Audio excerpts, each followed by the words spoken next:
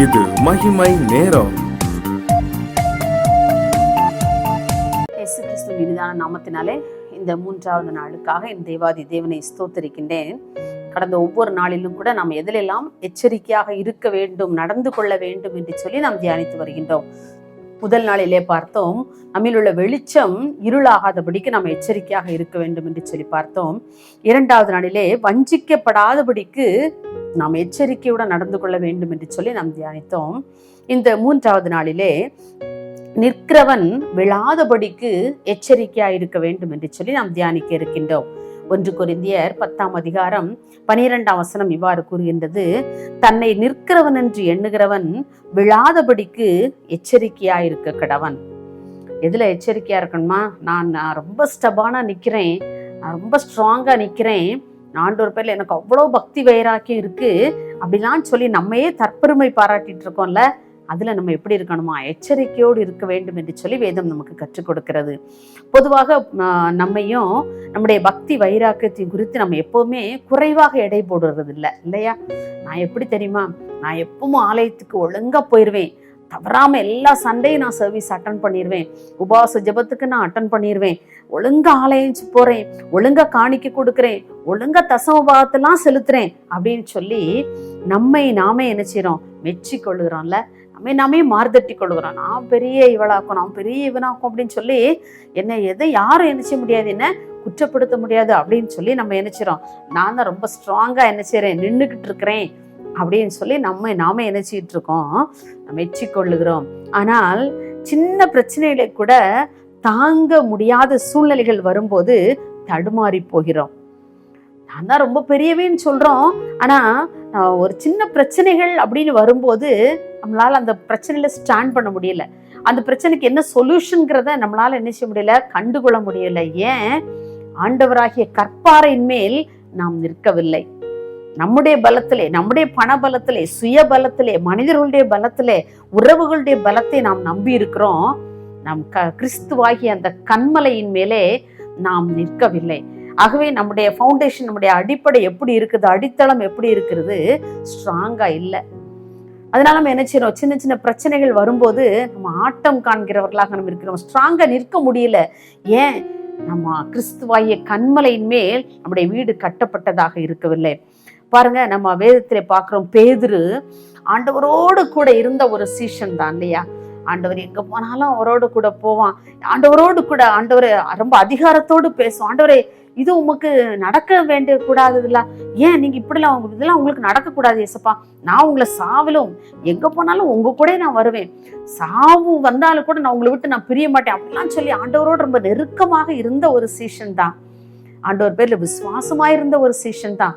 நான் ரொம்ப ஆண்டவரோட ஸ்ட்ராங்கா நிக்கிறேன் அப்படின்னு ரொம்ப திடத்தோடு இருந்த ஒரு பேதுரு தான்.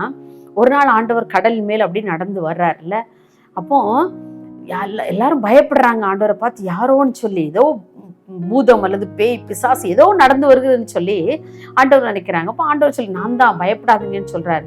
அப்போ பேதுருக்கு உடனே என்ன ஒரு தைரியம் வருது. தைரியம் வந்தோடனே பேதுரு சொல்ல, ஆண்டவரே நீரே ஆனால் நானும் உங்களை மாதிரி நினைச்சேன், கடல்ல நானும் நடக்கிறப்பா அப்படின்னு கேட்கிறான். உடனே ஏசப்பா, இல்லை நான் கடவுள், நான் மட்டும்தான் அப்படி நடக்கணும், நீலாம் நடக்கக்கூடாது அப்படின்னு ஏசப்பா சொல்லலை. ஏன்னா அவருக்கு அந்த உள்ளமே கிடையாது. ஏசப்பா ரொம்ப எளிமையான ஒரு இலக்கமான ஒரு மனது கொண்டவர் இல்லையா? ஏசப்பா சொல்றாரு, வா கடல் மேல என்ன செய்வேன், நான் நடந்து வர்றல, நீனு வா அப்படின்னு சொல்லி ஆண்டவர் அவனை அழைக்கிறார். பேதுரு என்ன செய்யற, கப்பல் அந்த போட்டை விட்டு என்ன செய்யறாரு, கீழே இறங்குறாரு. அப்போ அவனுக்கு மனசுக்குள்ள தைரியம், நம்மளும் நடந்துடலாம் அப்படிங்கிற ஒரு தைரியத்தோடு, நான் நிற்கிறேன், நான் நடந்துருவேன், இயேசு மாதிரி நான் என்ன செய்வேன், கடல் மேல எனக்கு நடக்க முடியும் அப்படின்னு சொல்லி தைரியத்தோட தான் இறங்குனா. ஆனா பாருங்க, அவன் சுற்றி முற்றி நேர ஏசப்பா அவனுடைய கண்ணு பார்த்துருக்கணும். ஏசப்பா, நான் உங்களையே நான் உங்க மேலதான் நான் இருக்கிறேன், உங்க கண்மலையாக உண்மையிலே நம்பிக்கை வைத்திருக்கிறேன்னு சொல்லி ஏசப்பாவை நோக்கி அவன் என்ன நடந்திருக்கணும். ஆனா அவன் போட்டை விட்டு இறங்கினதோட அடிக்கிற அலைகளையும் காற்றையும் அப்படியே சுத்தி சுத்தி பாக்குறான். பார்த்த உடனே ரொம்ப பயந்து போயிட்டான்ல, அப்படியே அமிழ்ந்து போய்விட்டான் அந்த கடல்ல. அப்புறம் ஆண்டவர் வந்து தூக்கி விடுகிறாரு. ஏன்? தான் நிற்கிறேன் அப்படிங்கிற ஒரு நம்பிக்கை அவனிடத்துல இருந்தது. ஆனா அது என்ன செய்யிட்டு, விழுந்து போனோமே, ஐயோ நம்ம பக்கத்துல உள்ள சூழ்நிலைகளெல்லாம் நம்ம பார்க்குறோமேன்னு சொல்லி என்ன செய்யல, அவன் நினைக்கல. நம்முடைய வாழ்க்கையில கூட பேதுருவை போல நான் நிற்கிறேன், நான் எல்லாம் செய்யறேன், ஆலயத்தில் நான் தான் முதல்ல போவேன், ஆலயத்துக்கு எல்லாம் நான் தான் செய்வேன், நிறைய காணிக்கை கொடுக்குறேன், என் பேரை ஆலயத்துல வாசிக்காத நாளே கிடையாது, எந்த இதுக்கெல்லாம் டொனேஷன் கொடுக்குறோமோ அதுலலாம் என் பேர் வந்துடும் அப்படியெல்லாம் நம்ம நினைக்கிறோம்ல. நான் நிற்கிறேன், நான் ரொம்ப ஸ்ட்ராங்கா நிற்கிறேன்னு நினைக்கிறீங்களோ? இல்லை எனக்கு அன்பானவர்களே, தன்னை நிற்கிறவன் என்று எண்ணுகிறவன் விழாதபடிக்கு எச்சரிக்கையோடு நடந்து கொள்ள வேண்டும். நம்ம எப்போ நம்முடைய காலை சறுக்கி விழ வைக்கலாம் என்று சொல்லி பிசாசானவன் நம்மை சுற்றி சுற்றி சுற்றி அலைகிறான். நாம் ஆண்டவர் பேர்ல விசுவாசம் உள்ளவர்களாய் கண்மலையாகிய அவருக்குள் நம்முடைய விசுவாசம் ஸ்ட்ராங்காக இருக்கும் பொழுது நாம் ஒருபோதும் நாம் விழுந்து போக மாட்டோம். அநேக வேளைகளிலே கர்த்தருக்குள் நான் ஸ்திரமா இருக்கிறேன், நான் ரொம்ப ஸ்ட்ராங்கா இருக்கேன் அப்படின்னு சொல்லி எண்ணுவோம். எப்போ தெரியுமா நம்ம ஸ்ட்ராங்கா இருக்குன்னு சொல்லி நமக்கு எல்லாமே பாசிட்டிவா நம்முடைய வாழ்க்கையில நடந்து கொண்டே இருக்கும் பொழுது பாத்தீங்களா, நான் ஆண்டவர்கிட்ட எவ்வளவு விசுவாசமா இருந்தேன் பாத்தீங்களா, எவ்வளவு ஸ்ட்ராங்கா இருக்கேன் பாத்தீங்களா, நான் எவ்வளவு ஸ்ட்ராங்கா நின்றுட்டு இருக்கேன் என்னுடைய வாழ்க்கையில, நான் எவ்வளவு பிரச்சனைகளை ஃபேஸ் பண்றேன் என்னுடைய வாழ்க்கையில அப்படின்னு சொல்லி எப்போ மாறுதட்டி பேசும் தெரியுமா, எல்லாம் பாசிட்டிவா நடக்கும்போது. ஆனா நம்முடைய வாழ்க்கையில சில வேளைகளிலே சில காரியங்கள் நெகட்டிவாக மாறும்போது, சூழ்நிலைகள் அப்படி மாற்றம் அடையும் பொழுது நாம் விழுந்து போகாமல் எச்சரிக்கையோடு நாம் நடக்க வேண்டும். சூழ்நிலைகள் எப்படியாக மாறலாம். ஒருவேளை பேதுரு அன்றைக்கு அந்த சூழ்நிலை காற்று அடித்து கடல் பொங்கி எப்படியாக இருந்தாலும் நான் நிற்பது என் கண்மலையாகி இயேசு கிறிஸ்துவின் மேல் என்று சொல்லி அவன் நம்பிக்கையோடு இருந்திருப்பான். ஆனால் அவன் அமிழ்ந்து போயிருக்க மாட்டான் இல்லையா? அதே போலத்தான் நம்முடைய வாழ்க்கையிலும் கூட நம்முடைய சூழ்நிலைகள் பாசிட்டிவாக இருக்கலாம், நெகட்டிவாக இருக்கலாம், எந்த பாசிட்டிவோ நெகட்டிவோ, ஆனா நாம் நம்முடைய வாழ்க்கையில சூழ்நிலைகள் எப்படியாக இருந்தாலும் ஆண்டவர் பேர்ல நான் உண்மையில் நிற்கிறேன் ஆண்டவரே, கண்மலையாகிய உண்மையதே என்னுடைய வாழ்க்கையை நான் கட்டி இருக்கிறேன் என்று சொல்லி நாம் நிற்கும் போது மாத்திரமே நாம் விழுந்து போகாதபடிக்கு ஆண்டவர் நம்மை மாற்றி விடுவார். இன்னும் அதே சமயத்துல பாருங்க, ஏரோது என்கிற ஒரு மன்னனை பார்க்கின்றோம்.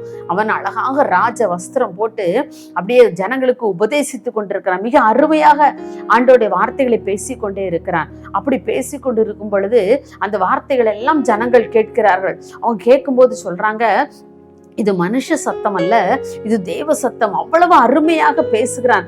ஆண்டவருடைய சத்தியங்களை மிக அருமையாக ஜனங்களுக்கு எடுத்துரைத்து கொண்டிருக்கும் போது ஜனங்கள் அவனை புகழுகிறார்கள். இது மனுஷ சத்தம் அல்ல, இது தேவனுடைய சத்தம். அப்படி இருக்கிறது அவனுடைய ஆலோசனைகள், அவனுடைய புத்தி என்று சொல்லி அவனை வெகுவாக புகழும் பொழுது அவன் அந்த புகழ்ச்சி, கனத்தை, மகிமை எல்லாம் தேவனுக்கு செலுத்தாமல் அவன் தனக்கே எடுத்துக்கொண்டபடினாலே அவன் விழுந்து போகிறான். அவனுடைய வாழ்க்கை முடிவு எப்படி இருந்தது? புழு புழுத்து அவன் இறந்து போகிறான். பாருங்க, ஒரு ராஜா. பாருங்க, நம்முடைய வாழ்க்கையில நாமும் கூட நாம் இதனால எச்சரிக்கப்படுகிறோம். நான் நிற்கிறேன் என்று எண்ணுகிறவன் விழுந்து போகாதபடி எச்சரிக்கையோடு நாம் காணப்பட வேண்டும். நான் அப்படி இருக்கிறேன், இப்படி இருக்கேன் என்று சொல்லி மார்தட்டி பேசுகிறவர்களால் அல்ல, நாம் கண்மலையாகிய கிறிஸ்துவின் மேலே கட்டப்பட்ட வாழ்க்கையோடு நாம் வாழும் பொழுது நிச்சயமாக ஆண்டவர் நம்முடைய வாழ்க்கை கூட விழுந்து போகாத ஒரு வாழ்க்கை. அன்றைக்கு எப்படி மணலின் மீது கட்டப்பட்ட வீடு இடிந்து போய்விடுகிறது, ஆனால் கண்மலையின் மேல் கட்டப்பட்ட வீடு எப்படி என்ன பெருமழை வந்தாலும் புயல் காற்று அடித்தாலும் அந்த வீடு விழாமல் பாதுகாக்கப்பட்டதே, அதே போல நம்முடைய வாழ்க்கையும் கூட கண்மலையாகிய கிறிஸ்துவின் மேலே கட்டப்படும் பொழுது விழுந்து போகாமல் இருப்போம். அப்படிப்பட்ட கிருபைகளை தர நாம் ஆண்டவரிடம் ஒரு நிமிடம் ஜெபிப்போம். மகா இரக்கம் கிருபை நிறைந்த இயேசுவே, இந்த அருமையான இந்த 3ஆம் நாளின் காலை வேளைக்காக உமக்கு நாங்கள் நன்றி செலுத்துறோம்ப்பா. ஆண்டவரை, இந்த 3ஆம் நாளிலும் கூட நாங்கள் விழுந்து போகாதபடிக்கு தன் நின்று நிற்கிறவன் என்று சொல்லுகிற எவனும் விழுந்து போகாதபடி எச்சரிக்கையா இருக்க கடவன் என்று சொல்லி நாங்கள் தியானித்தோம். ஆண்டவரே, ஆமா, எங்களுடைய வாழ்க்கையிலே அப்பா நாங்கள் விழுந்து போய் விடாதபடி, நாங்கள் நிற்கிறோம், கிறிஸ்துவுக்குள் நிற்கிறோம் என்று சொல்லி எங்களையே நாங்கள் தற்பெருமை பாராட்டி கொள்ளாதபடி மெய்யான ஆண்டவரே வாழ்க்கை வாழ அப்பா உம்மீது எங்களுடைய அஸ்திபாரத்தை போட்டு எங்களுடைய வாழ்க்கை கற்பாறையின் மேல் கட்டப்பட்ட வீட்டை போல காணப்பட ஆண்டவரே எங்களுக்கு நீ கிருபை தரும்படியாய் ஜெபிக்கிறோம். இந்த பொல்லாத உலகத்திலே, மாயமான உலகத்திலே வாழ்ந்து ஆண்டவரே பொய்யான மாயைகளை பின்பற்ற வராதபடிக்கு அப்பா என்னுடைய வாழ்க்கையை ஆண்டவரே உம்மீது கட்டப்பட்ட வாழ்க்கையா காணப்பட கர்த்தர் எங்களுக்கு உதவி செய்யும்படியாய் ஜெபிக்கிறோம். ஐயா, பேதுரை பற்றி தியானித்தோம், ஏரோதை பற்றி தியானித்தோம். அப்படிப்பட்ட வாழ்க்கை எங்களுடைய வாழ்க்கையிலும் இருக்கும் என்று சொன்னால் ஆண்டவரே எங்களுடைய விசுவாசம் உம்மீது மாத்திரம் காணப்பட கர்த்தர் எங்களுக்கு உதவி செய்யும்படியாய் ஜெபிக்கிறோம். இந்த உலகத்தை பின்பற்றி நடந்து உலக மக்களைப் போல நாங்களும் நடந்து ஆண்டவரே உலக மக்களைப் போல மடிந்து போய்விடாதபடி அப்பா கிறிஸ்துவாகிய கண்மலையின் மேல் கட்டப்பட்ட பிள்ளைகளாய் நாங்கள் வாழ கர்த்தர் எங்களுக்கு உதவி செய்யும்படியாய் ஜெபிக்கிறோம். உம்முடைய கரத்திலே தாழ்த்தி தருகிறோம். இயேசுவின் நாமத்தில் பிதாவே, ஆமீன்.